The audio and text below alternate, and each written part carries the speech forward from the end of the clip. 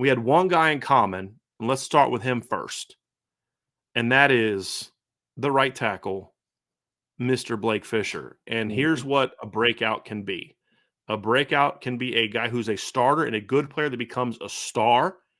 It can be a guy that doesn't play much or is a rotation guy that becomes a really important part of the rotation. So Yeah. a breakout doesn't have to be a guy that becomes a first team All American. It could be an example where Audric Estime was a breakout this year. Was he an All American? No, but he hardly played the year before. Logan Diggs was a breakout this year to a degree. Didn't become a star, but went from 200 yards rushing to 800 yards rushing. So it doesn't have to mean everybody's a star. But this one, Sean, is a breakout for us because you and I both believe that by the end of next season, people are going to be talking as much about Blake Fisher as they are about Joe Alt. So, absolutely. And I think it comes down to the fact, for me, he's very similar to Tyler Buckner in the sense of they were just robbed of being able to play the game. And once they play the game, you start to see their talent rise and why everyone thinks they're going to be as good as they were predicted as coming out of high school. Blake Fisher, for me, developed on both sides of the coin. I think he developed in pass pro. I definitely think you saw him fall in love with run blocking, in my opinion, and the mindset. The best test was something that you brought up last spring. And you were like, Sean, I just don't know. I just want to see how he meshes with Harry. Mm-hmm. And I think that was solved this year. Mm-hmm. I think the young man took to Harry's teaching.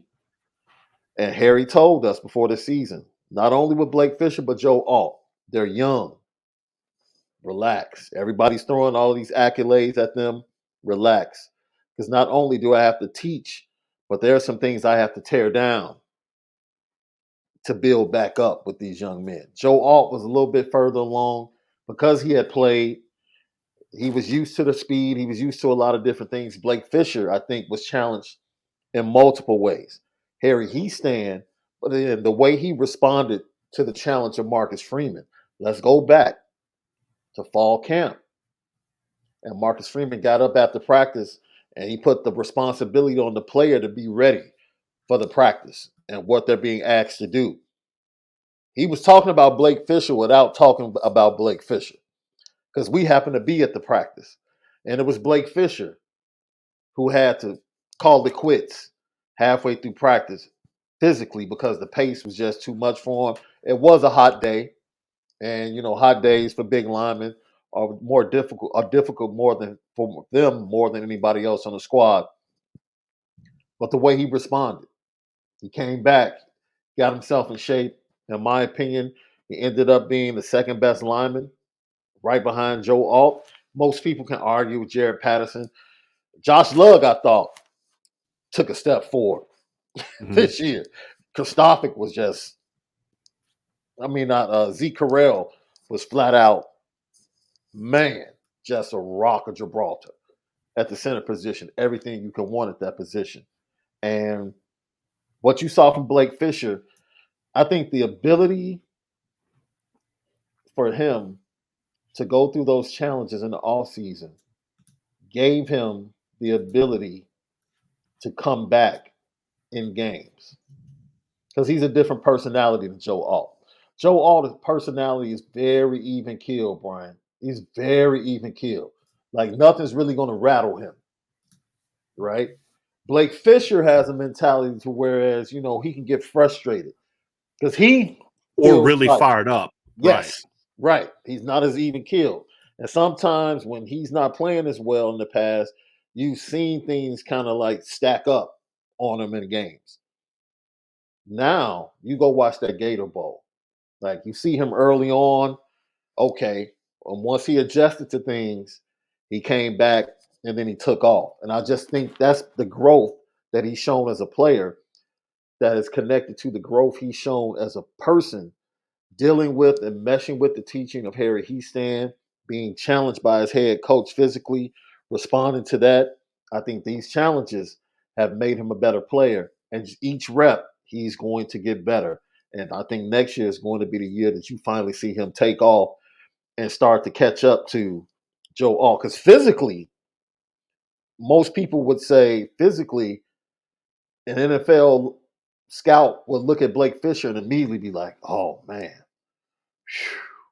right? But then they look at the film of Joe Alt and it's like, "Okay, that kid." This is where his film starts to catch up with the way he grabs the attention of most scouts just physically when he walks on the field. And now he becomes that dominant player that we always thought he could be at the right tackle position, which is going to make it very interesting because if he does that, I'm very interested in seeing where he lines up because if he's a first round pick, does he automatically leave? Or does he see himself wanting to give himself a chance to play left tackle if Joe Alt leaves, to give him the opportunity to be seen at left tackle as well? It's going to be very interesting, but I fully expect him and Joe Alt. Now, I'll ask this question. Name me a starting tackle combination that's going to be better.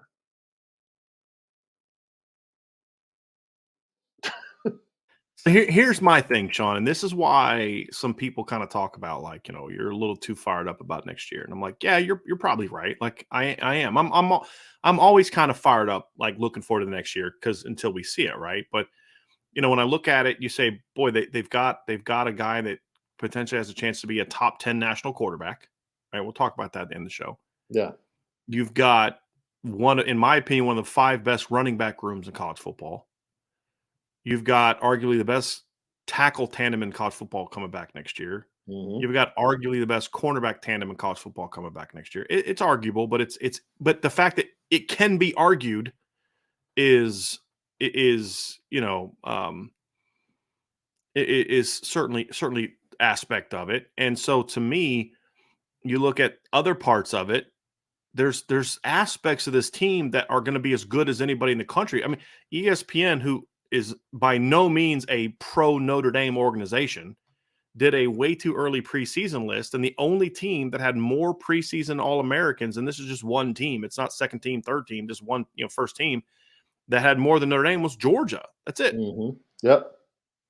And so there's reasons to be optimistic and to be really fired up about what this team can be, but there are questions that still need to be answered, right? And so to me, if Blake has the jump, see, here's the thing. Blake doesn't even need to make the jump we're talking about, because here's what we're talking about. Sean and I are talking about this. Blake and Joe having similar results to what Q and McGlinchey had in 2017, where they were both first-team All-Americans on almost, I think Q was unanimous, and I think Mike was consensus, if I remember correctly. I don't think Mike was also unanimous. I don't think. No. And so something like that, Sean, right? And even in 2016, they were both second and third team All-Americans by different people. So I think that's kind of what we're looking at. But even if Blake just goes from what he was this year and just takes a normal kind of jump to they're still one of the best tackle tandems in college football. Mm-hmm. But what Sean and I are predicting with Blake Fisher is that he goes from being a pretty good player at times that's inconsistent to a pretty good player that's consistent a lot more of the time. Because for Blake, one of the things that Harry Heastan's always been very good about, and he had this issue with Ronnie Stanley, I think he had this issue with Quentin Nelson, is for different reasons. They had trouble controlling their emotions as football players. And I don't mean like they would throw hissy fits or temper tantrums. I just mean that, sometimes guys can get a little too hard on themselves. Yeah. Sometimes guys allow mistakes to turn into more. Like that was the issue with Ronnie Stanley early in his career. If he would make a mistake early, he would kind of beat himself up, and then it would lead to another mistake and a false start, another kind of thing like that. And Coach Easton had to get him to be like, dude, just stay within yourself. And now, as good as he was in 2015, he's been even better in the pros because of the foundation that Coach Easton set.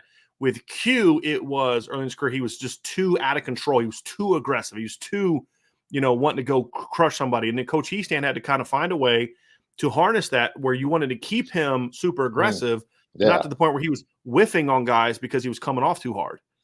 And so that's the thing. That's where Blake is to me. Blake's kind of a balance between those two guys where, Blake can beat up on himself a little bit sometimes. You Mm-hmm. can see it. And you got to be like, hey, you gave up a right tackle's got to be just like a corner. You're on an island, or left tackle's the same way. You're on an island. You're going to get beat, and everybody in the stadium's going to see it. Move on. Right? Don't make that mistake again, but move on. Emotionally, mentally, move on. Register, I underset. I got out of my stance slow. I overset. I shot my hands late. Recognize why you got beat, correct it, and then go kick the guy's butt the next play. But you could see with Blake, he would get frustrated at times. You could see it. Yeah. And so, but again, sophomore. Didn't grow up in the home of a 10-year NFL veteran, right? I mean, right? And so he's a kid that wants to be great. And that's where Blake's frustration would come from, is he wants to be great. And I also think this at times, I think the fact that Joe was so good, this is just me projecting, like my opinion and feelings. And I don't even know if this is was a conscious thing, Sean. I think subconsciously, I think the fact that Joe was so good put pressure on Blake to try to be that good instead of just worrying about himself. Right? But he's, again, young kid. Yeah. Blake's never been on a football field where he wasn't the best guy on the field. That's what happens, right? Yeah. Right. And so now that he's a year older and a year more mature, the baby face is going to start to go away a little bit. He's going to start to look a lot more like a grown man. The game is going to evolve, and the consistency is going to be there. And it's going to kind of, to me, like get to the point where it's not, I got to be as good as him, but hey, okay, I saw you pancake that dude the next time. Watch what I'm about to do. And then it becomes like a, let's go do this together kind of thing. And I think that's the next step for Blake, is that consistency. And then just, dude, don't worry about Joe. Don't worry about anybody else. You worry about you from the standpoint of how you're affecting. Now, there's always, hey, we're doing a duo block together. That's what I'm talking about. Right. But as far as like how you're playing, you worry about you. And if that happens, Sean, and he continues to take the Coach Eastand's coaching, this kid's going to end up being like okay, let's have the debate at the end of the year, Sean. Who was the more dominant player? And that's what we're predicting. Am I speaking? I'm speaking for you, but that's where you see it as well. You're spot on. You're spot on. And that's the challenge for him. He wants to be great. Like, he wants to be great, and he expects that of himself. And I think that's where his frustration comes from sometimes, because he feels like it should be automatic. But you know how it is, man. Anything in life, what you need to get to that success is discipline. And the discipline comes in different times for different people, right? Joe Alt had the discipline by living with someone that was able to show him. So and his style of play is better suited to being a disciplined guy. Absolutely. Yeah. And Blake, his discipline, he had to be broke down in some ways and exposed in some ways. Now, see, some people can take exposure personal and get really defensive, right, and won't grow from it. And that's what coaching is all about, right? Because if you're coaching someone, you're basically exposing their game. That's what you're doing. You're exposing, okay, this is what you need to do to get better. How they take that and grow from it is ultimately what makes these young men success on the college football level, and then the next level when they get to the NFL, where everybody is physically good. Right. Except for the unicorns that are just blessed beyond belief, and can do things that no one else can do. But you hit it spot on, man. I just think the young man is going to piece it all together this year, and he's going to take off. He's going to take off. So, yeah. If that happens, this offense is going to be really good. Yeah. Really, really, really good.